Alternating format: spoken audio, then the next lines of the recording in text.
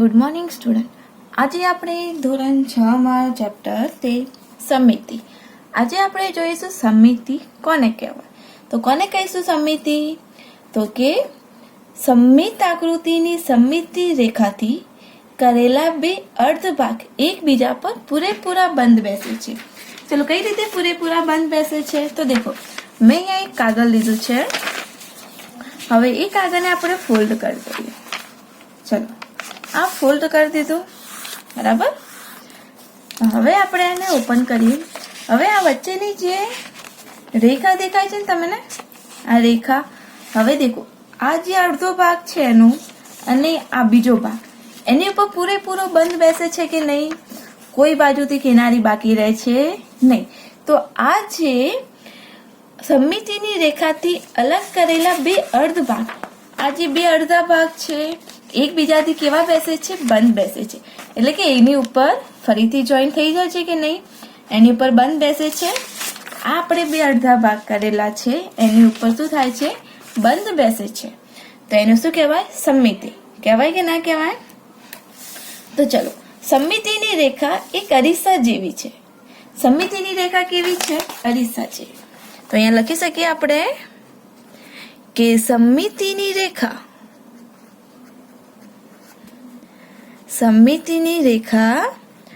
અરીસા જેવી છે.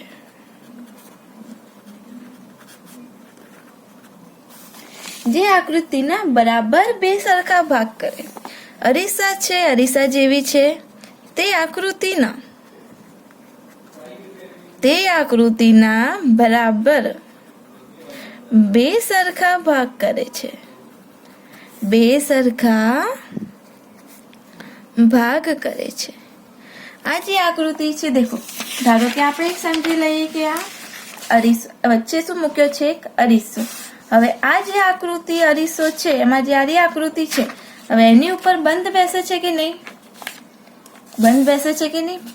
ચલો, અરીસામાં પણ આપણે જોવા જઈએ, આ જેવો આકાર છે ને એવો જ આકાર તમને અરીસામાં દેખાય છે કે નહીં? હવે સેમ ક્યારે અરીસામાં સમમિતિ ક્યારે બનશે? જ્યારે આ ભાગ અને આ ભાગ બંને સરખા હોવા જોઈએ. જો કિનારી એક આ સાઈડ હોય ને એક આ સાઈડ હોય તો એ સરખો કહેવાશે નહીં. બંને ભાગ જો એકબીજા ઉપર બંધ બેસે ને તો એ સમમિતિ કહેવાય. કહેવાય કે ના કહેવાય? તો ચલો આગળ જોઈએ. હવે ચલો આપણને કોઈ પૂછે કે સમબાજુ ત્રિકોણને કેટલી સમમિતિ રેખા હોય છે? ચલો આપણે એક ત્રિકોણ દોરીએ. હવે સમબાજુ ત્રિકોણ છે એની સમમિતિ રેખા કેટલી હોય છે? તો ચલો જોઈએ. આ એક સમબાજુ ત્રિકોણ છે.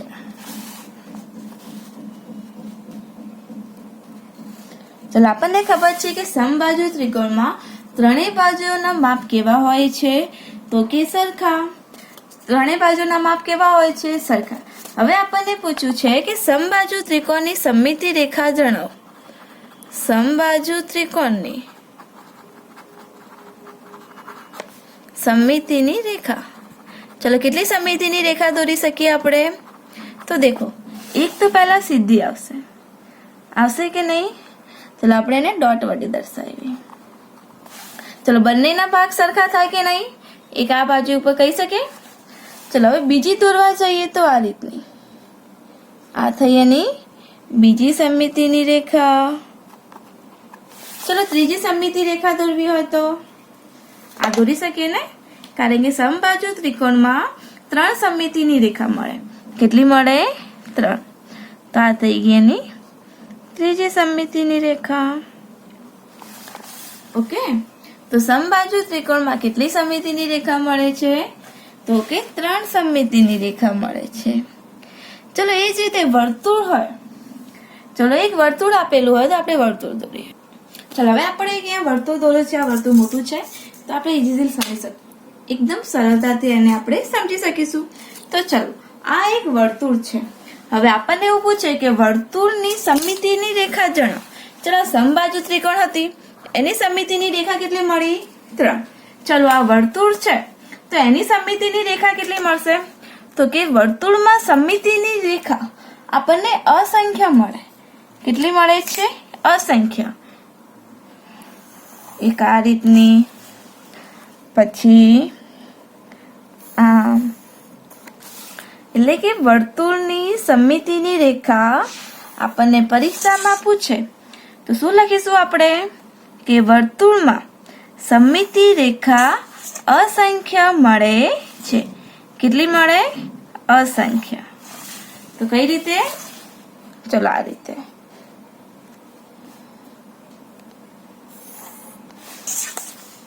ચલો અસંખ્ય મળે કે ના મળે? કોઈ બી રીતે તમે જોઈ શકો, એને તમે ફોલ્ડ કરો ને તો એવું ને એવું દેખાય. તો આપણને વર્તુળમાં સમમિતિની રેખા કેટલી મળે છે? અસંખ્ય. તો આપણે અહીંયા લખી શકીએ કે વર્તુળમાં સમમિતિની સંખ્યા, સમમિતિની રેખા. ચલો વર્તુળમાં સમમિતિની રેખા કેટલી મળે? તો કે અસંખ્ય. અનંત મળે એટલે અસંખ્ય મળે છે. તો ચલો એ જ રીતે આપણને પૂછે કે વિષમબાજુ ત્રિકોણની સમમિતિની રેખા. આ સમબાજુ ત્રિકોણની 3 હતી. તો દેખો વિષમબાજુ ત્રિકોણ હોય. ચલો પહેલા તો આપણને ખબર પડી છે કે વિષમબાજુ ત્રિકોણ કોને કહેવાય. ચલો કોને કહીશું વિષમબાજુ ત્રિકોણ? કે જેના ત્રણેય બાજુઓના માપ કેવા હોય? જુદા જુદા. તો ચલો જે ત્રણેય બાજુઓના માપ જુદા હોય તો શું એની સમમિતિની રેખા મળે ખરી? તો કે ના. તો આ જે વિષમબાજુ ત્રિકોણ છે તેની સમમિતિની રેખા ન મળે. શું મળે? મળે નહીં. તો વિષમબાજુ ત્રિકોણમાં પણ સમમિતિની રેખા ના મળે. તો ચલો હવે એક રૈખિક સમમિતિ અને અરીસામાં મળતા પ્રતિબંધ વચ્ચે સંબંધો છે. ચલો અરીસામાં મળતું પ્રતિબિંબ અને સમમિતિ રેખા. જો આ રીતનું આપણે જોશું. આ જે સમમિતિ રેખા છે બરાબર, અને આનું જે આપણે અરીસા આગળ મૂકીએ, હવે એનું પ્રતિબિંબ બંને વચ્ચે શું છે? સંબંધ છે ને, કારણ કે બંનેનું પ્રતિબિંબ આ જે ભાગ છે સમમિતિની રેખાનું અને અરીસાનો પડછાયો બી જોઈએ તો બંને એકબીજા પર શું છે? સંબંધ ધરાવે છે. શું કરે છે? તે સંબંધ ધરાવે છે. તો ચલો હજી થોડું એના આગળ જોઈશું, પણ હવે હાલ જોઈએ આપણે સ્વાધ્યાય 13.1. ચલો સ્વાધ્યાય 13.1 માં શું કીધું છે આપણને કે તમારા ઘર અથવા શાળામાંથી કોઈ પણ 4 સમમિતિ વસ્તુઓની યાદી બનાવવાની છે. ચલો તમારા ઘરમાં કોઈ એવી વસ્તુ હોય અથવા કોઈ તમારી સ્કૂલમાં હોય કે જે સમમિતિ ધરાવતી હોય. તો ચલો કોઈ કઈ વસ્તુ હશે જે સમમિતિ ધરાવતી હશે? તો દેખો તમારા ઘરમાં એક થાળી. ચલો ઘરમાં થાળી છે, સમમિતિ ધરાવે કે ના ધરાવે? થાળી કેવી હોય છે? ગોળ. કેવી હોય છે? ગોળ. તો પહેલા તો લખીએ આપણે થાળી. ચલો વાટકી બી આવે કે ના આવે? વાટકી. આ બધી વસ્તુ ક્યાં મળશે આપણને? ઘરમાં. ક્યાંથી મળશે? ઘરમાં. જે ઘરમાંથી મળી રહે એવી સમમિતિ ધરાવતી વસ્તુઓ. એક તો થાળી, વાટકી. ચલો પંખો. ચલો પંખો છે, સમમિતિ ધરાવે કે ના ધરાવે? તો કે ધરાવે. તો આવશે પંખો. ચલો ટેબલ. ટેબલ બી સમમિતિ ધરાવે. ટેબલ લંબચોરસ હોય છે અને લંબચોરસમાં કેટલી સમમિતિ મળે? તો કે 2 સમમિતિની રેખા મળે. કેટલી મળે? 2 સમમિતિની રેખા. તો આ બી સમમિતિ ધરાવે ટેબલ બી. ચલો બીજું કોઈ જેવું હોય તો ગ્લાસ અથવા તો પ્યાલો. શું કરી શકીએ આપણે? પ્યાલો. તો ચાહીએ 4 કે 5 વસ્તુ. ચલો એ જ રીતે ચલો તમને સ્કૂલમાં દેખાતી હોય એવી સમમિતિવાળી વસ્તુ. ચલો શાળામાં કોઈ દેખાય છે? તમે શાળામાં દેખતા જશો અવનવી વસ્તુઓ. એક તો આપણું છે બ્લેકબોર્ડ. છે કે નહીં બ્લેકબોર્ડ? બ્લેકબોર્ડ કેવું છે? લંબચોરસ. એમાં આપણને સમમિતિની રેખા જોવા મળે. 2 ભાગ પાડીએ તો બંનેના ભાગ સમમિતિવાળા દેખાય કે ના દેખાય? સમમિતિની રેખા દોરી શકીએ આપણે. તો ચલો બીજું કોઈ? તો કે ઘડિયાળ. સ્કૂલમાં ઘડિયાળ હોય ને આપણી. બીજું આપણું પુસ્તક. પુસ્તક બી લંબચોરસ છે, તે બી સમમિતિ રેખા ધરાવે. ચલો શું આવશે? આપણો જે રૂમ છે એ રૂમનો દરવાજો. એ દરવાજો પણ શું ધરાવે છે?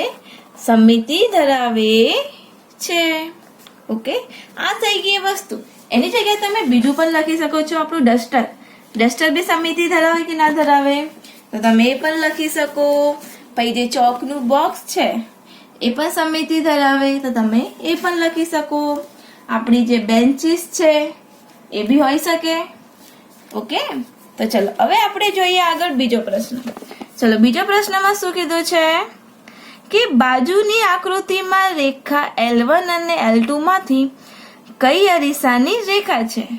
ચલો અહીંયા આપણને આકૃતિ આપેલી છે L1 અને L2. હવે એમાંથી પૂછ્યું છે કે કઈ રેખા અરીસાની રેખા છે, એટલે કે કઈ રેખાના બે સરખા ભાગ પાડી શકીએ. તો ચલો અહીંયા આપણને L1 પહેલા આપણે નોટબુકમાં આકૃતિ દોરીએ. તો ચલો હવે આપણે અહીંયા બીજું એક્ઝામ્પલ કરીએ. ચલો આ રીતની એક આકૃતિ આપેલી છે.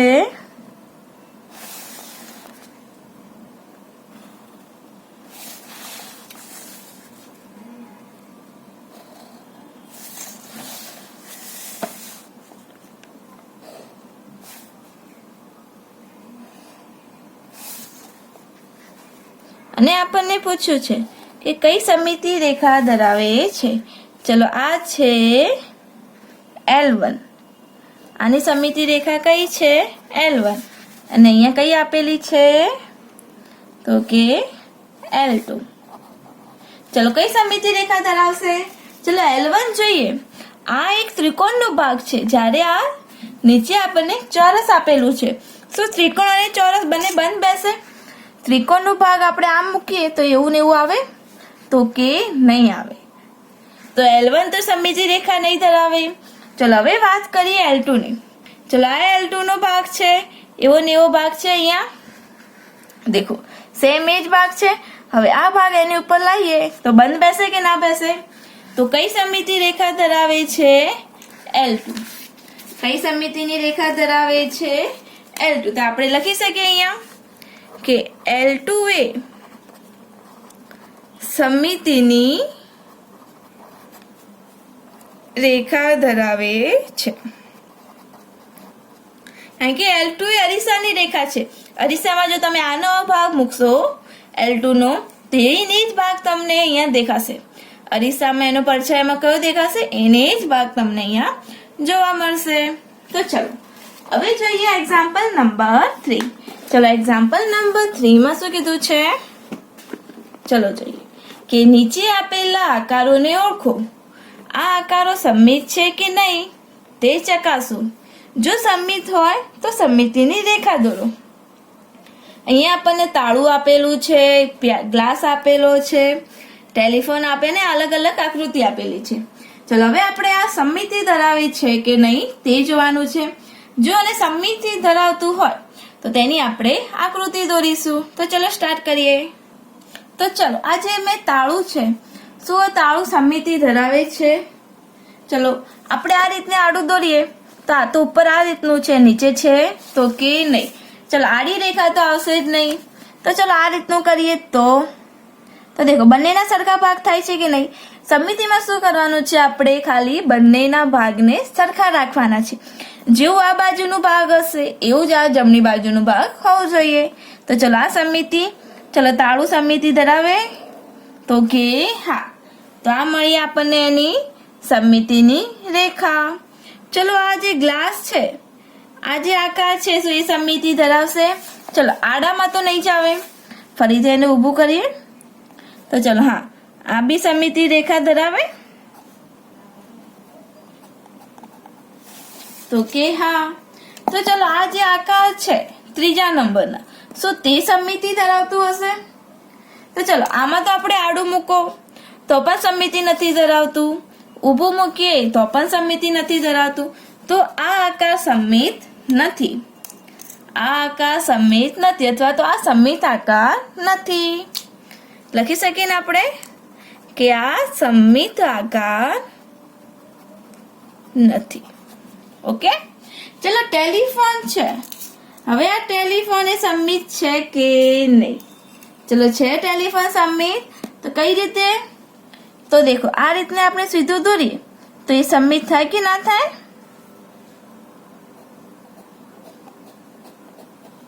તો આ થઈ જાય સમમિત. આ જે અડધો ભાગ છે સેમ એવું છે કે નહીં? બંનેના ભાગ કેવા થશે? સરખા. તો ચલો એ જ રીતે આ જે આકૃતિ છે એના પછીની, શું તે સમમિત છે? કઈ રીતે સમમિત? ચલો ઊભી આવશે કે આડી? ચલો ઊભી આવશે તો આ બાજુનો ભાગ સીધો છે, જ્યારે આ બાજુ થોડોક વળાંક વાળો છે તો ઊભી તો નહીં આવે, પણ કેવી આવશે? આડી. કેવી આવશે? આડી. તો આ થઈ ગઈ એની સમમિતિ રેખા. થઈ ગઈ સમમિતિ રેખા. ચલો એ જ રીતે એના પછીની. ચલો આમાં કઈ રીતે દોરીશું? ચલો આ રીતનું તો નહીં આવે, કારણ કે એક ભાગ થોડો લાંબો થાય છે અને એક ભાગ થોડો ટૂંકો. પરંતુ જો આપણે એનું ઊભું દોરવા જઈએ ને, ઊભી રેખા, તો એ સમમિતિ ધરાવે.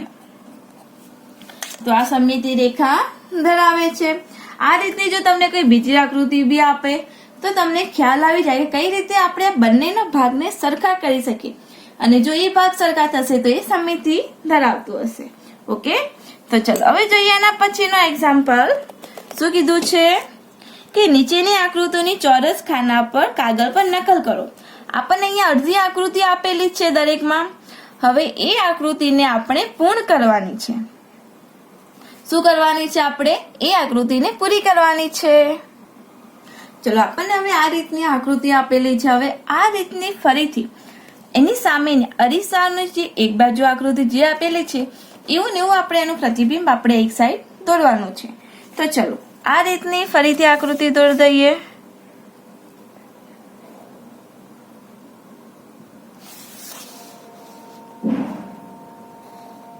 દેખો મળી ગઈ કે નહીં મળી ગઈ? બંનેનું પ્રતિબિંબ કેવું મળે છે? સરખું. ચલો એ જ રીતે આ બીજા નંબરની છે. ચલો આ રીતે હાથથી કરું છું હું. ચલો આમ હતું, આમ આવ્યું. ઓકે, ચલો હવે એ જ નીચે એક જે રીતે ઉપરની સાઈડ જાય છે એ રીતે આપણે નીચેની સાઈડ લઈએ. હવે આ આમ જાય છે તો નીચેની સાઈડથી આમ લઈએ. ચલો હવે નીચે આવે છે તો આપણે આ રીતનું લઈશું, પછી આમ, પછી આમ. ચલો થઈ ગઈ સેમ એવી જ. ચલો એ જ રીતે થર્ડમાં જે રીતે આમ આડું આવે છે એ રીતે આને સીધું, પછી આમ નીચે છે તો આ રીતનું, પછી આમ છે તો આ નીચેની સાઈડ છે કે નહીં, પછી આમ. થાય કે ના થાય? પછી આમ અને પછી આમ. મળી ગયું આપણને સેમ એવું જ. તો ચલો આ રીતની જે મેં 3 આકૃતિ દોરી છે એવી ને એવી દેખો અહીંયા સેમ છે. હવે જે 3 આકૃતિ દોરી એવી તમારે બીજી 3 આકૃતિ જાતે પૂર્ણ કરવાની રહેશે. ચલો હવે જોઈએ હવે એક્ઝામ્પલ નંબર 5. ચલો એક્ઝામ્પલ નંબર 5 માં શું કીધું છે કે બાજુની આકૃતિમાં રેખા L, આ જે રેખા L છે સમમિતિ રેખા દર્શાવે છે. હવે આની જે સમમિતિ બને, અડધી આકૃતિ આપેલી છે આપણને, હવે સમમિત બને તે રીતે આપણે એને પૂર્ણ કરવાની છે. તો ચલો સ્ટાર્ટ કરીએ. ચલો આ રીતના એક્ઝામ્પલ 5 માં આપણને આ રીતની આકૃતિ આપેલી છે. હવે આપણને એને પૂર્ણ કરવાનું કીધું છે. તો ચલો કઈ રીતે પૂર્ણ કરીશું? આ અડધો ત્રિકોણ આપેલો છે, આપણે પૂરો ત્રિકોણ દોરી દઈએ.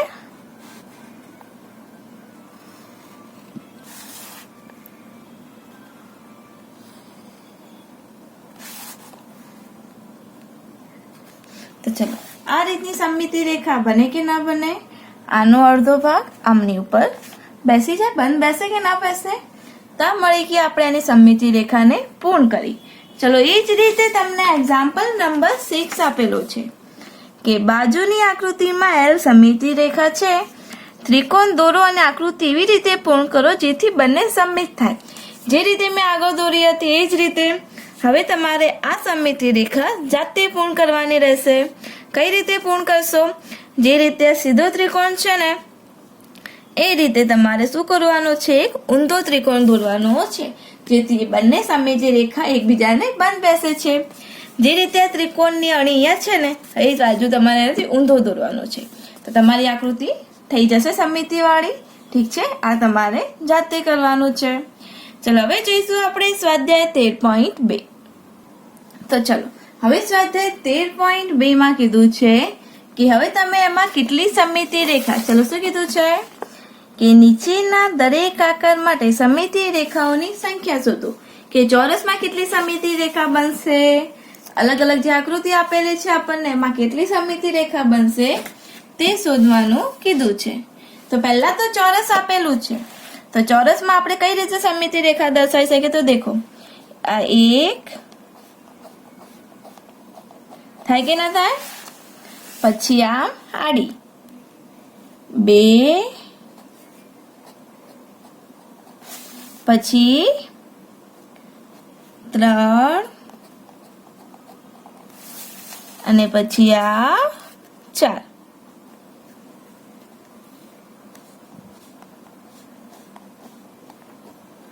તો ચોરસમાં કેટલી સમમિતિની રેખા બને છે? તો કે 4 સમમિતિની રેખા.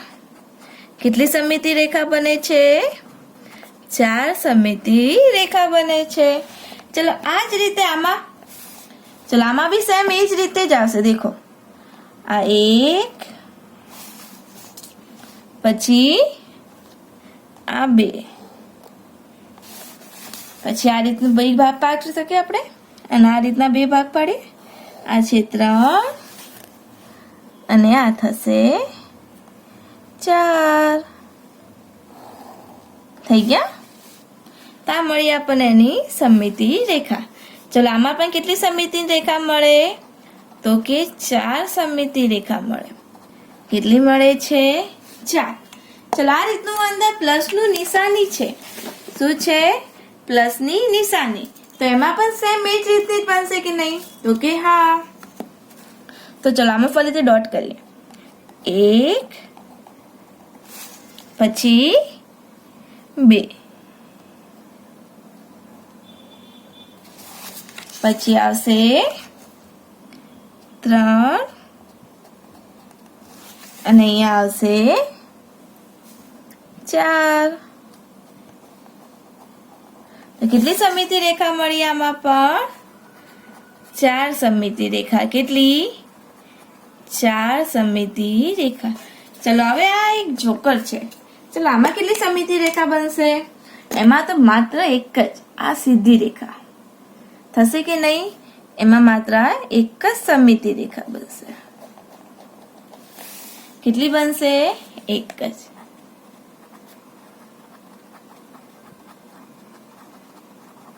ચલો આમાં કેટલી બનશે? તો કે 6. એના જેટલા ખૂણા આવશે ને એટલી એની સમમિતિ રેખા બનશે. ઓકે, તો દેખો, આ એક, પછી આ કેટલા થશે? આ 2, પછી આ 3, પછી આ 4, પછી ચલો આમાં કેટલી બનશે? એમાં થોડીક અલગ રીતે બનશે. તો ચલો જોઈએ. ચલો આમાં એક ફરીથી આપણે અલગથી દોરીએ. તો દેખો, આ એક, પછી આ 2, પછી આ 3, પછી આ 4. 4 તો આવડે દરેકને તમને? ચલો આપણે એની દરેકની બાજુ પરથી લઈ લીધા કે નહીં? દેખો, 2 ખૂણા ઉપરથી લીધા. દેખો, 1, 2, 3 અને 4. હવે શું કરવાનું છે? આ જે 5 છે ને એ એનું આ જે કોર્નર છે ને, આ જે ખૂણા, એ ખૂણા સાથે લેવાના. એ 5 અને આ થશે 6. તો આ મળી આપણને 6 સમમિતિની રેખા. કેટલી મળે છે? 6. તો ચલો હવે આપણે આગળ જોઈએ. દેખો અહીંયા, ચલો વર્તુળમાં મેં તમને આગળ જ કીધું હતું કે વર્તુળમાં કેટલી સમમિતિ રેખા આવશે? તો કે વર્તુળમાં અસંખ્ય સમમિતિ રેખા હશે. 1, 2, 3, 4. તમે કોઈ બી રીતે એની સમમિતિ રેખા દોરી શકશો.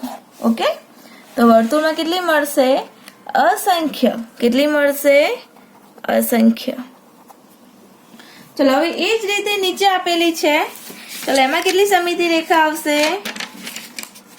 તો ચલો કેટલી હશે આમાં સમિતિ રેખા?